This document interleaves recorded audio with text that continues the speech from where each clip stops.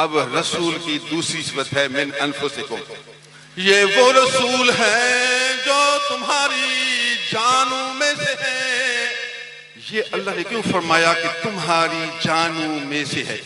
اس لیے فرمایا کہ لوگوں تم مجھے بہت پیارے تھے، انسان تم مجھے پیارے تھے، میں نے چاہا اپنا ایک رسول بھیجوں، پھر چاہا جو پیاری مخلوق ہے اس میں سے بھیجوں تاکہ ان کو عزت مل جائے۔ وہ کہتے جی ہم پنجابی ہیں، وزیر اعظم بھی پنجابی ہے، پھر پنجابی فخر کرتے ہیں کہ وزیر اعظم بھی ہماری قوم سے ہے، کہ پنجابی کی قوم سے اگر وزیر اعظم ہے تو وہ خوشی کرتے ہیں، شکر کرتے ہیں، اپنی عزت سمجھتے ہیں۔ اے انسان، تیری جنس سے اللہ نے پیغمبر بھیجا، تجھے شرف دیا، تو فخر کر، اللہ تیرا شکر ہے کہ ہمارے جنس سے پیغمبر بھیجا۔ تو اللہ نے انسانوں کے جنس میں رسول پیدا کر کے انسانوں کو شرف دیا۔ تیرے شرف کو بڑھانے کے لیے، تیری عظمت کو بڑھانے کے لیے، اے انسان تیری فضیلت کو زیادہ کرنے کے لیے اللہ نے تیرے جنس سے پیغمبر بھیجا، تاکہ پتہ چلے انسان اللہ کو سب سے زیادہ محبوب ہے، اس لیے تو اسی جنس میں پیغمبر عظیم بھیج دیا۔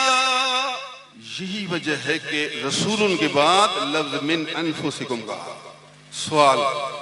جنوں کے نبی بھی ہمارے نبی ہیں، ہمارے نبی جنس انسان سے ہیں، اور جن جنس انسان نہیں، جن آگ سے پیدا شدہ مخلوق ہے جو کہ لطیف ہے، انسان جسم کثیف ہے، اور جن جسم لطیف ناری ہے، دونوں میں فرق ہے، ان دونوں کا جنس مختلف ہے۔ تو پھر جن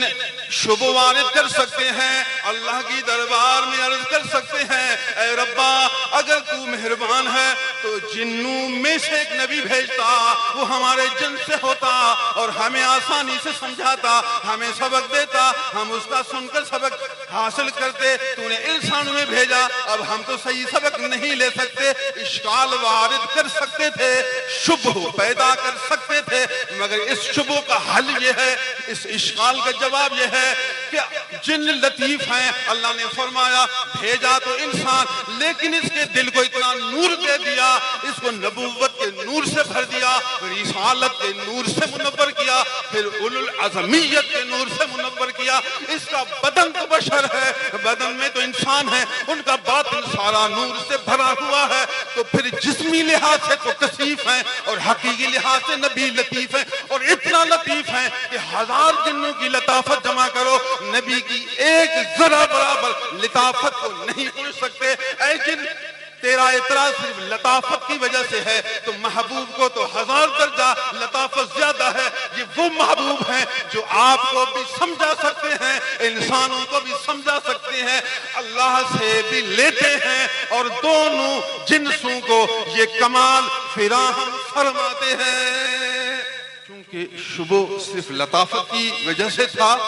تو نبی کی لطافت سب سے زیادہ ہے، تو اس لیے یہ شبہ ختم ہو گیا۔ مقصد سمجھانا ہے، جب مقصد سمجھاتا ہے تو پھر تو اشکال وارد نہیں کر سکتا، اعتراض نہیں کر سکتا۔ تیری بولی بھی جانتا ہے، ان کی بولی بھی جانتا ہے، اوپر سے نعمت لیتا ہے ہر شخص کو اس کی استعداد کے موافق، اس کی قابلیت کے موافق، اس کی لغت و بولی کے مطابق، اس کی جسم کی طاقت کے موافق اس کو نعمت دیتا ہے۔